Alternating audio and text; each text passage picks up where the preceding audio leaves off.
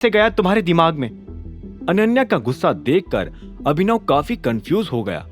जिस डील में ना होने की वजह से कुछ ही देर पहले उसके आंसू निकल आए थे, अब उसे पाकर वो गुस्सा कर रही थी। अभिनव को ऐसा लग रहा था कि कोई भी काम अगर उससे जुड़ते हुए होता है तो अनन्या को तकलीफ ही होती थी। अनन्या, अब क्या हो गया तुम्हें? इस डील में आने के लिए तो तुम कुछ भी करने को तैयार थी, और अब अभिनव की मदद से तुम्हें चांस मिल गया है तो तुम उस पर क्यों उल्टा भड़क रही हो? राजीव ने डांटते हुए अनन्या से पूछा।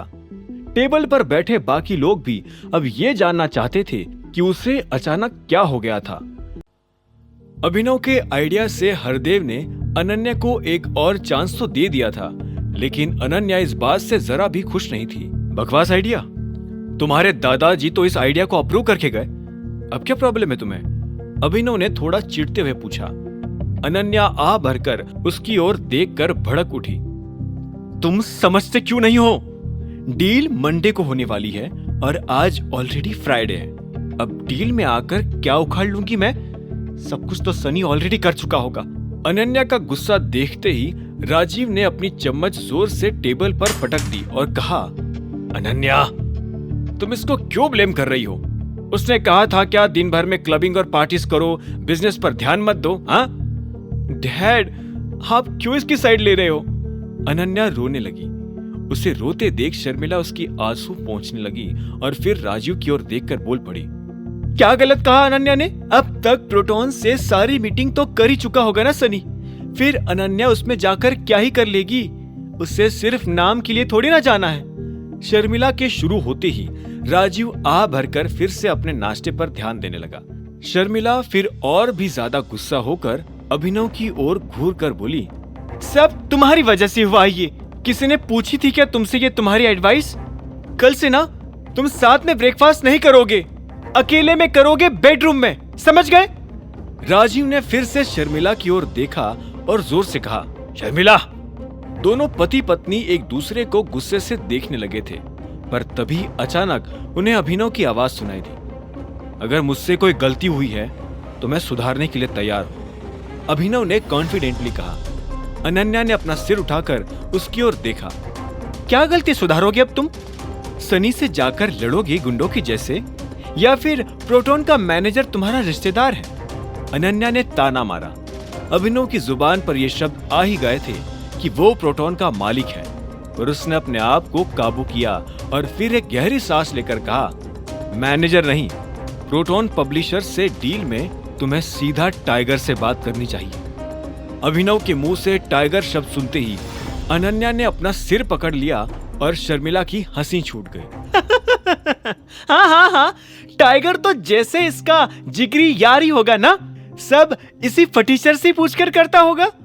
शर्मिला के मुंह से टाइगर के बारे में ऐसे शब्दों को सुनकर राजीव थोड़ा बेचैन हो गया और धीरे से उसके कान में फुसफुसाने लगा, थोड़ा अपनी जुबान पर लगाम दो और बोलने से पहले सोचो कि किसके बारे में बोल रही हो।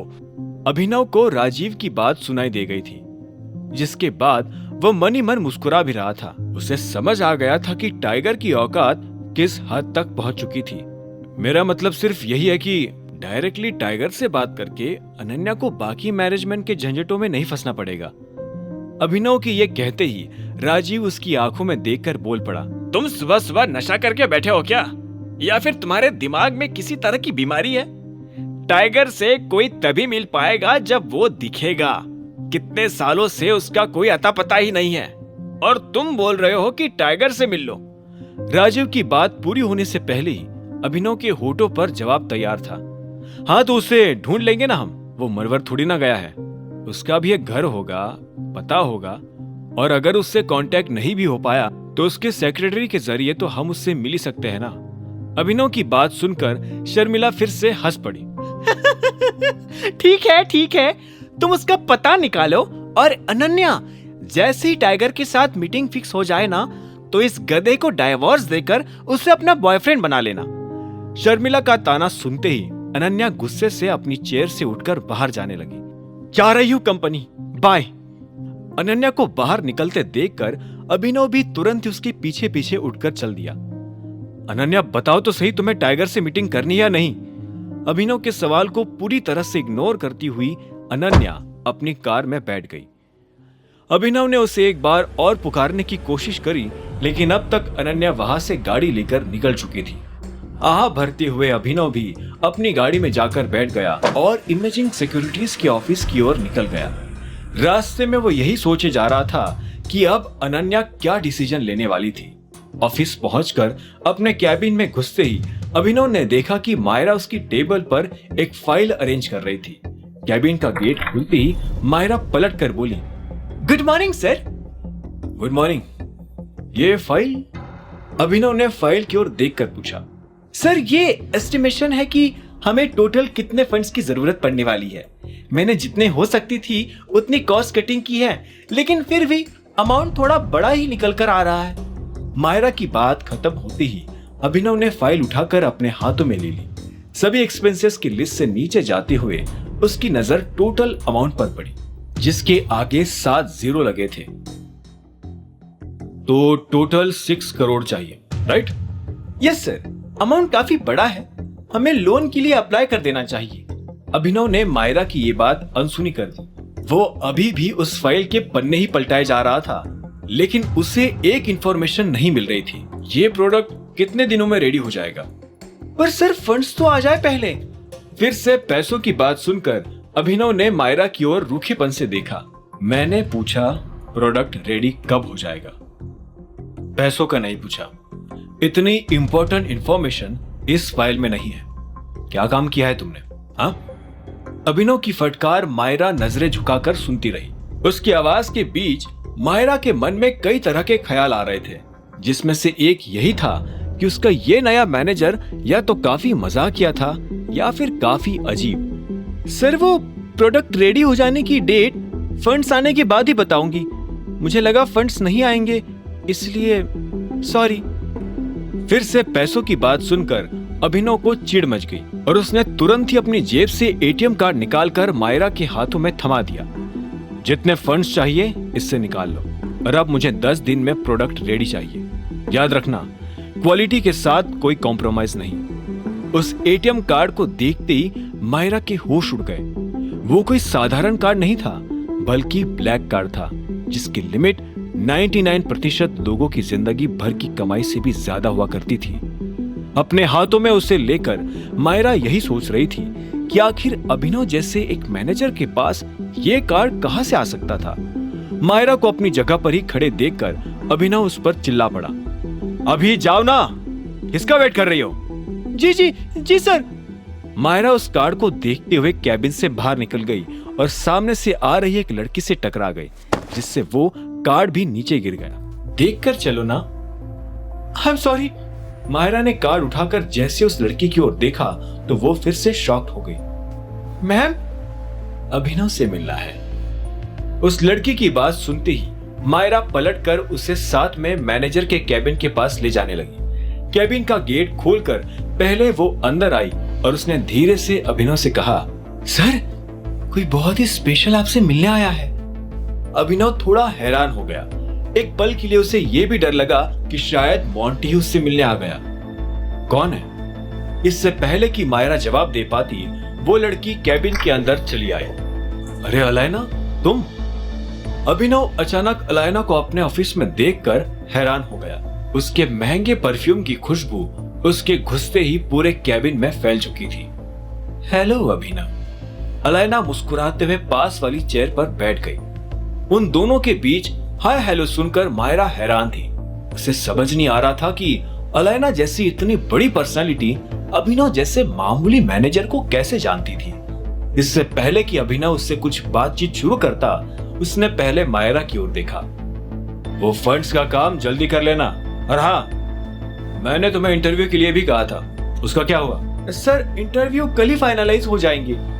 अभिनव ने सिर हिलाकर कहा, ठीक है, तुम हैंडल कर लेना and hire only the best.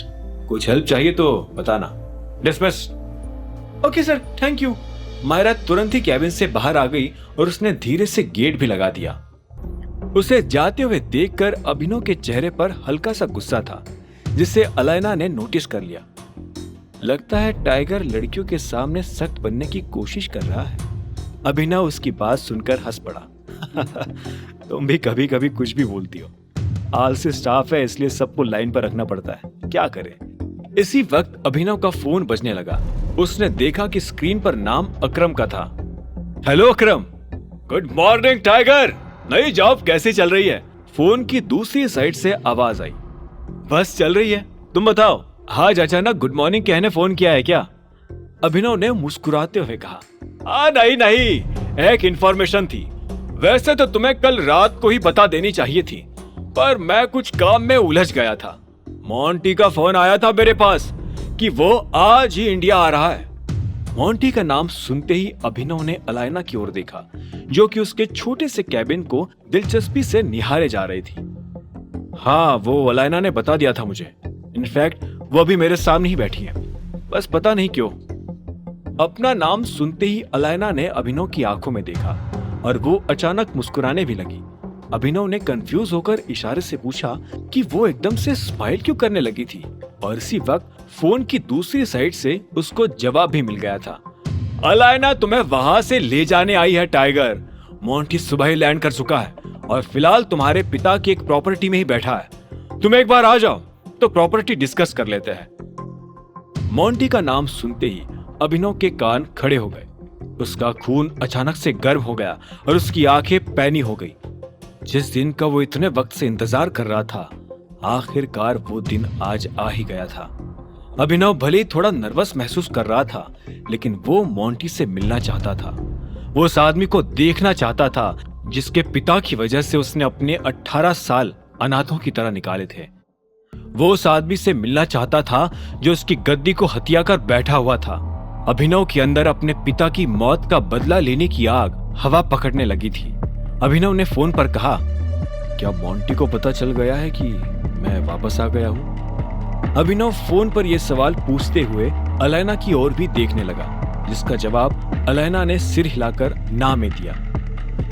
नहीं, उससे अभी कुछ नहीं पता चला है। फिलहाल तुम मीटिंग सभी सीनियर से कर रहे हो, अकरम ने उसे दिलासा देते हुए कहा। हालांकि अभिनव के मन में अभी भी शक था, इसलिए उसने ना आने का बहाना बनाने की कोशिश करी। ठीक है, जब तक मैं वहां नहीं आता, मोंटी को यह खबर नहीं लगनी चाहिए कि मैं वापस आ गया हूं, अभिनव ने कहा। वो मोंटी को अपने नाम से अलर्ट नहीं होने देना चाहता था। वो नहीं चाहता था कि मोंटी उसके आने की खबर पाकर कोई चाल चले। वो मोंटी को रंगे हाथों पकड़ना चाहता था। तो तुम मुझे इसलिए लेने आई हो? चलो मैं भी तो देखूं ये मोंटी कौन है, अभिनव ने कहा और अपनी जगह से खड़ा हो गया। तुम मोंटी का नाम सुनते ही इतने गुस्से में क्यों आ गए? अलायना ने अभिनव का चेहरा देखते हुए पूछा। भले ही अभिनव कुछ नहीं कह रहा था, लेकिन अलायना सब कुछ साफ देख पा रही थी। अभिनव के मन में अभी भी जवाब नेगेटिव ही था, मगर वो उसे जुबान पर नहीं लाया। उसे एहसास हुआ कि अभिनव होने से पहले वो टाइगर था और फिलहाल वो दुनिया के सामने अभिनव बनकर इज्जत से इसीलिए रह पा रहा था क्योंकि उसके सिर पर कुछ लोगों का हाथ था। ऐसे लोग जो उसे टाइगर के नाम से जानते थे। वो भी लोगों के लिए टाइगर ही बना रहना चाहता था, ताकि वो अपने लोगों की मदद कर सके, जैसे उसके पिता किया करते थे। ऐसे में अभिनव ने अलायना की बात का कोई जवाब नहीं दिया और सीधा बाहर निकल गया। उधर जब अभिनव मोंटी से मिलने निकल गया था, तब इधर अनन्या अपने घर में परेशान सी बैठी थी। हरदेव ने प्रोटॉन के साथ डील फाइनल करने के लिए सनी को भेजा था। ऐसे में अनन्या को समझ आ गया था कि अब वो कभी अपनी ही कंपनी में हरदेव पाल सिंह की जगह नहीं ले सकती थी। उसे लगने लगा कि आगे भी अपने भाई सनी के अंगूठे के नीचे रहकर ही उसे काम करना पड़ेगा। अब आगे क्या होने वाला था? क्या होगा जब अभिनव मोंटी से पहली बार मिलेगा? क्या वो अपने गुस्से पर काबू रख पाएगा? और क्या अनन्या को जिंदगी देगी दूसरा मौका? अभिनव भी मोंटी का नाम सुनकर गुस्सा हो गया था, लेकिन उसने अपने आप को शांत रखा और मोंटी से मिलने के लिए रवाना हो गया। जैसे ही दोनों बाहर आए तो अलायना ने फिर से पूछा, अभिनव तुम्हें इतना गुस्सा क्यों आ रहा है? अभिनव जानता था कि जब तक अलायना को उसके सवाल का जवाब नहीं मिलेगा, तब तक वो अभिनव का पीछा नहीं छोड़ेगी। ये उसके बचपन की आदत थी। ऐसे में वो रुका और उसने अलायना की आंखों में देखते हुए कहा, वक्त आने पर सब पता चल जाएगा, और आगे बढ़ने लगा। अलायना एक पल के लिए अपनी जगह पर ही जमी की जमी रह गई। हालांकि उससे अपने सवाल का जवाब तो नहीं मिला, पर वो जानती थी कि अभिनव इस बारे में बात नहीं करना चाहता था। ऐसे में वो भी बिना कुछ कहे अभिनव के साथ आगे चलने लगी थी। ऑफिस के सभी लोग अभिनव को अलाइना जैसी पर्सनालिटी के साथ घूमते हुए देखकर तरह तरह की बातें करने लगे थे। कंपनी के बाहर निकलते ही अलाइना की चमचमाती महंगी स्पोर्ट्स कार वहां से निकलने के लिए तैयार खड़ी थी। गाड़ी में बैठकर जैसे ही अलाइना ने इंजन स्टार्ट किया, वैसे ही अभिनव के सवाल भी शुरू हो गए। मेरे पापा की प्रॉपर्टी वैसे है कहाँ? आसपास ही है या फिर कहीं दूर? काफी सारी लोकेशंस पर है, इंडिया में भी है और इंडिया के बाहर भी। फिलहाल तो हम पुणे वाली प्रॉपर्टी पर जा रहे हैं, जो कि सबसे मेन भी है, अलाइना ने स्माइल करते हुए कहा। वही अभिनव की जुबान पर एक और सवाल उठाया। हम गाड़ी से पुणे जा रहे हैं, 15-20 घंटे नहीं लग जाएंगे?